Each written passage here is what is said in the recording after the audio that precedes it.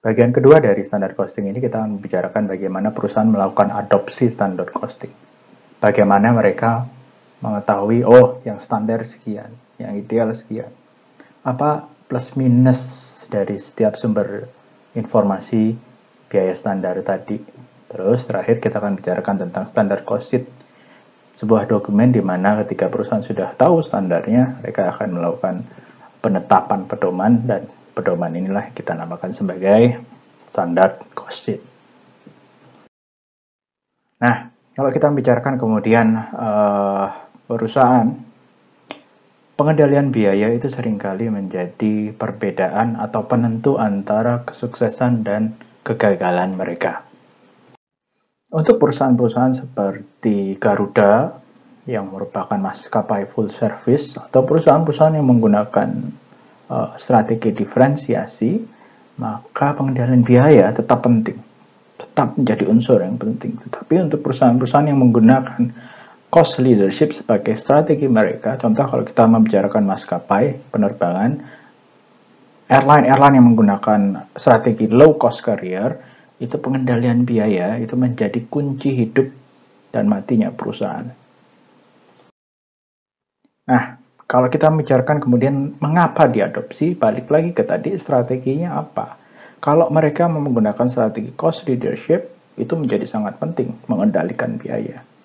Di sisi lain kemudian reasonnya, alasannya kenapa diadopsi secara umum, sistem ini memberikan perusahaan cara untuk meningkatkan aspek perencanaan dan pengendalian, serta kemudian alat untuk meningkatkan kinerja secara keseluruhan. Yang kedua, standar costing juga memberikan fasilitas untuk menentukan biaya produk.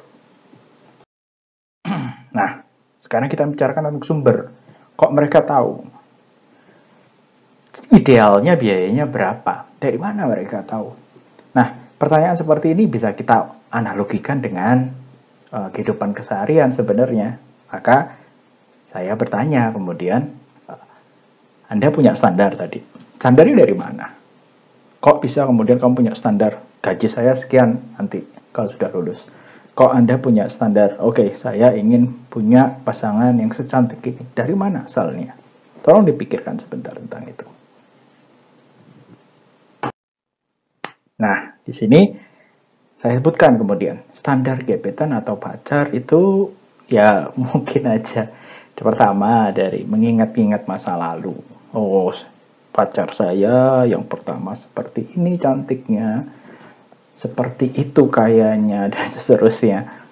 Nah, kalau itu kita pakai berarti standar yang Anda miliki itu berasal dari data masa lalu di ingatan Anda. Yang kedua mungkin standar Anda berasal dari angan-angan, berangan-angan sendiri, ngelihat TV 15 menit cukup lah, ngelihat iklan gitu ya, iklan shampoo, ngelihat iklan sabun, kemudian oh saya ingin pasangan saya secantik seperti ini. Kalau di situ saya sebutkan ngecek artis-artis Korea atau kemudian ngelihat pageant putri Indonesia dan seterusnya, kemudian oh ya saya standarnya seperti ini. Nah, kalau kita lihat kemudian referensi sumber biaya standar yang ideal itu dari mana? Yang pertama, sesuai dengan analogi sederhana kita tadi, adalah dari pengalaman masa lalu atau dari data historis, dari data biaya produksi perusahaan. Berapa sih biasanya biaya produksi mereka? Tentu saja ini hanya bisa dipakai oleh perusahaan-perusahaan yang telah beroperasi sekian lama. Yang kedua, kemudian kalau tadi kita lihat analoginya adalah angan-angan melihat TV begitu, adalah dari penelitian internal perusahaan itu sendiri. Dengan meneliti benar, mestinya idealnya itu biaya produksinya berapa. Yang ketiga tentu saja dengan bertanya kepada mereka yang bekerja di bagian operasi, mestinya berapa sih idealnya. Tapi tentu saja ini ada plus minusnya dari tiap-tiap sumber ini. Kita akan lihat. Nah, kalau kita lihat kemudian tiap-tiap sumber ini punya kelebihan kekurangannya. Data historis kelebihannya apa? Data mudah didapatkan kalau perusahaan sudah beroperasi cukup lama. Atau kemudian kalau analoginya tadi, kalaupun Anda pernah punya mantan ya, Anda akan mudah itu memakai sumber informasi yang ini. Tapi kekurangannya bagaimana? Kekurangannya ada satu yang kemudian cukup signifikan. Kalau di masa lalu perusahaan beroperasi belum efisien, maka kalaupun itu dijadikan standar, standarnya menjadi kurang ideal karena mengandung inefisiensi tadi. Yang kedua, kalau kita bicarakan kemudian memakai sumber penelitian internal, lihat benar-benar berapa sih biayanya yang ideal, kita teliti benar-benar, maka standar ini menjadi standar yang sangat ideal. Dan disinilah juga letak kelemahannya. Kalau kemudian saya atau Anda punya kemudian cita-cita punya pasangan Miss Universe, kekurangannya apa? Standarnya ideal, tetapi kapan ketemunya dengan Miss Universe? Kok ya susah gitu dicapai, susah diraih. Ini kekurangannya kalau kita bicarakan memakai penelitian untuk menentukan standar ideal. Yang kedua adalah memakai input dari bagian operasi. Ini kelebihannya ideal, tapi bisa jadi mudah loh, atau bisa dicapai. Kekurangannya di sisi lain nanti karena kinerjanya akan diukur menggunakan pedoman standar tadi, maka mungkin saja di awal ketika bagian operasi ditanya ini biayanya berapa, mungkin mereka sedikit menjawab dengan slack biar mereka aman nanti ketika diukur kinerjanya. Ini yang kita namakan sebagai slack.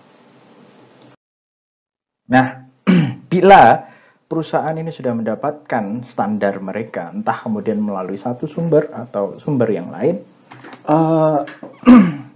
perusahaan akan menetapkan sebuah dokumen patokan yang kita namakan sebagai standar cost sheet. Di sini kita ada standar cost sheet dari sebuah perusahaan yang memproduksi keripik jagung. Bisa kita lihat kemudian standar cost sheet mereka nanti akan bagi menjadi 3 bagian penting. Standar biaya ideal untuk bahan baku, standar ideal untuk tenaga kerja, dan standar ideal untuk overhead. Kita lihat dulu standar ideal untuk bahan baku. Karena bahan bakunya terdiri dari jagung, minyak, dan seterusnya, maka itu dirinci masing-masing. Cara membacanya kalau kita lihat kemudian di sini untuk jagung, pakai jagung saja sebagai contoh kita, 1 unitnya butuh 18 ons. Bisa kita lihat di sini 18 ons.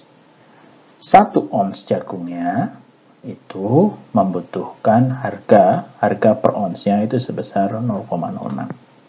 Nah, kalau begitu 1 unit butuh jagung berapa secara total? 18 on dikalikan 0,006 dolar. Berarti 1 unitnya butuh jagung sebanyak 0,108 dolar. Nah, begitu juga kemudian dengan yang lain, minyak goreng dan seterusnya. Cara membacanya kita lihat penggunaannya dulu, baru kemudian kita lihat harganya. Untuk bahan baku langsung sudah, tenaga kerja langsung kita lihat ternyata cuma ada 2. Mungkin ini perusahaan yang menggunakan mesin untuk memproduksi. Bahan baku langsung, tenaga kerja langsungnya yang dibutuhkan cuma inspektornya atau mandor dan operator mesinnya. Untuk inspektor 1 unitnya hanya butuh 0,007 jam dengan tangkat upah 7.000 dolar per jam. Machine hour sedikit berbeda. Overheadnya di sini dibedakan kemudian menjadi variable overhead dan fixed overhead dengan tingkat masing-masing menggunakan tarif overhead mungkin berupa jam mesin. Standar cost sheet tadi menjadi bagian terakhir dari bagian kedua untuk video standard costing. Untuk berikutnya nanti kita akan bicarakan tentang bagaimana menghitung variasinya, variasi bahan baku dan variasi tenaga kerja langsung. Yang menjadi intisari kemudian aspek teknis dari analisis variasi ini. Terima kasih.